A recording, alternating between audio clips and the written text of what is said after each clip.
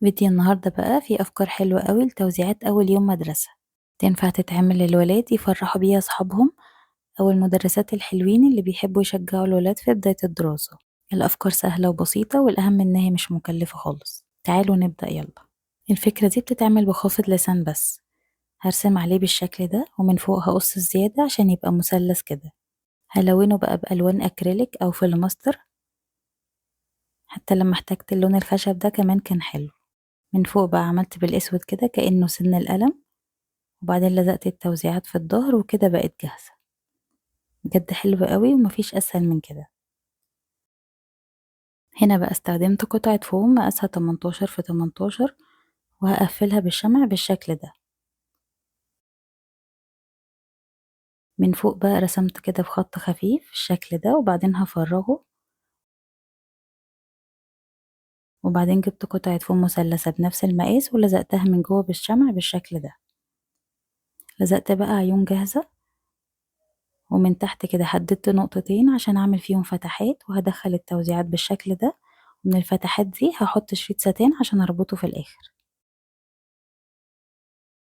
من فوق بقى على المثلث كده حطيت قطعة فوم بنفس اللون اللي تحت، وبس كده بجد شكلها تحفة قوي. ندخل بقى على الأفكار العملية. هنستخدم ورق مقوى مقاس 18 في 30. الجنب ال18 سنتي ده هقسمه ل3 أجزاء قد بعض طولهم 6 سنتي، وبعدين هحدده كده بأي حاجة حادة أو بطرف المقص. أما بقى الجنب ال30 سنتي هحدد كده من فوق ومن تحت 6 سنتي، وبعدين هوصل النقط اللي حددتها وهتبقى كده عندي 4 مربعات في الأطراف بالشكل ده.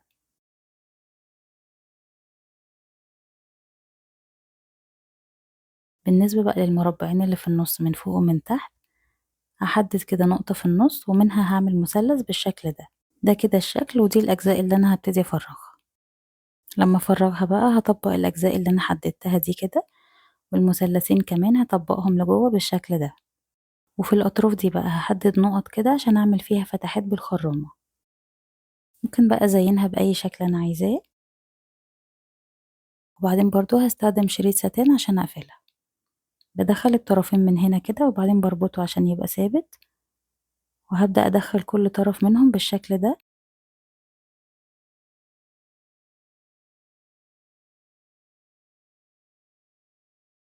وفي الآخر الطرفين هيطلعوا من نفس النقطة دي. هحط بقى التوزيعات ومع القلم الكيوت ده وهقفل الشريط وبس كده خلص. شكلها حلو قوي وتنفع كمان تبقى مقلمة، وكمان نقدر نعملها بالفوم. يا رب الأفكار تكون عجبتكم، هستنى رأيكم في الكومنتس.